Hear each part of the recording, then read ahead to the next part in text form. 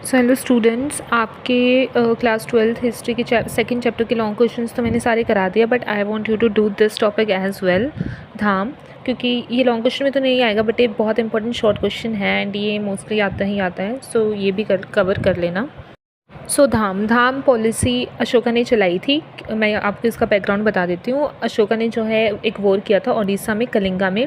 सो उसमें जो है बहुत सारे लोगों की किलिंग्स हुई थी एंड बहुत मतलब अनपीसफुल था, बहुत ज़्यादा वॉयलेंट था। तो उसकी वजह से अशोका's हर्ट मूड एंड उसने सोच लिया कि मैं कोई किलिंग विलिंग नहीं करूँगा, वॉयलेंस नहीं करूँगा। एंड उसने फिर धाम जो था वो अपना लिया एंड ये उसने एज अ मॉरल कंडक्ट चलाया था एंड कि लोग जो है वॉयलेंस ना करें, नॉन वॉयलेंस से रहें, पीसफुली रहें। ठीक है, सो सारी उसने अच्छी चीज़ें, काइंडनेस, ठीक है, इन सब को जो है इसमें प्रमोट किया है। सो हम स्टार्ट करते हैं आंसर इंट्रोडक्शन से कि धाम जो है वो गाइडिंग प्रिंसिपल था अशोका के रूल का। उसने अपने रूल में ये बहुत अच्छे से जो है एक एज अ प्रिंसिपल बना के इसे चला दिया था। ठीक है, ये न्यू रिलीजन नहीं था, but it's a code of moral conduct. ठीक है, कि कैसे लोगों को रहना चाहिए। ठीक है, ये इसने जो है चलाया था एंड ये कलिंगा के वॉर के बाद जो है इसने इंट्रोड्यूस किया था एंड ये लोगों के वेलफेयर के लिए था एंड एक पीसफुल सोसाइटी बनी रहे, इसलिए उसने ये चलाया था। तो अगर हम धाम का मीनिंग देखें तो धाम प्राकृत वर्ड धाम से लिया, जिसका मतलब है राइटियस और मॉरल लॉ, मतलब to do what is right और to do what is morally right. ठीक है, सो ये बहुत ही प्रैक्टिकल कोड था। ठीक है, जो उसने पीसफुल सोसाइटी के लिए चलाया था। तो इसमें आप इंट्रोडक्शन मीनिंग बेशक से ना लिखिए, बट इसमें जो मेन है शॉर्ट आंसर में लिखने के लिए वो इसके प्रिंसिपल्स।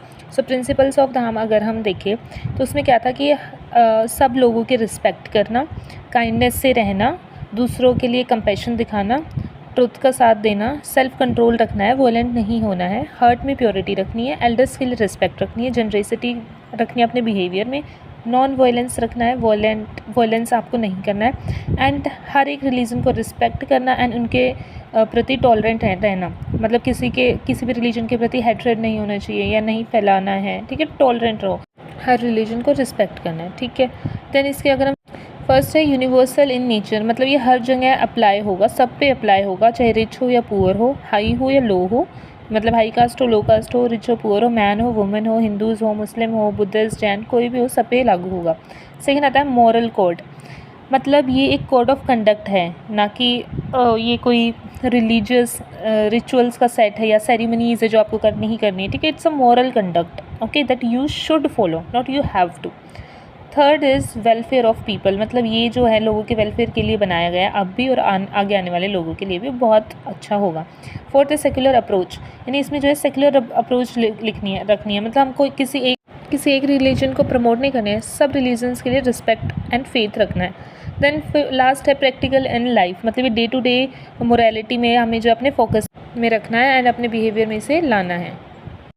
देन लास्ट में आप अपने आंसर में ऐड कर सकते हो कि धाम जो है ये अशोका ने अपने पिलर्स पे लिखवाया था एंड अशोका ने धम्मा महामत्रास को अपॉइंट किया था। ठीक है, ये ऑफिशियल्स थे, अशोका ने इन्हें अपॉइंट किया था ताकि अपने धाम को जो है ये स्प्रेड करा सके। तो धम्मा महामत्रास ने ही धाम को स्प्रेड किया है। ठीक है, एंड उसने अशोका ने जो है हॉस्पिटल्स बनाए थे अपने धाम के प्रिंसिपल्स को दिखाने के लिए कि हाँ मैं भी फॉलो कर रहा हूँ। सो उसने हॉस्पिटल्स बनाए थे ह्यूमंस एंड एनिमल्स दोनों के लिए, एंड उसने ट्रीज़ को प्लांट करना स्टार्ट कर दिया था, रेस्ट हाउसेस बनाने शुरू कर दिए थे एंड वाटर के लिए भी अपने जो एम्पायर में अरेंजमेंट्स उसने शुरू कर दी थी ताकि पूरे लोग वाटर इजीली एक्सेस कर सकें।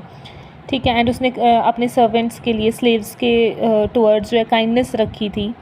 ठीक है, तो ये वो खुद भी उसने जो है अपने धाम के प्रिंसिपल्स फॉलो किए थे। देन अगर हम देखें धाम की इंपॉर्टेंस, तो इस धाम ने हेल्प किया मौर्यन एम्पायर के सब्जेक्ट्स के लिए, लोगों को यूनाइट करने के लिए, कि सभी रिलीजन्स के लोग, सभी कम्युनिटीज़ के लोग जो है यूनाइट होकर रह सके, पीसफुली रह सके, हारमनी से रह सके एंड भाईचारा दिखाया। ठीक है, सो धाम अशोका ने इंट्रोड्यूस किया था।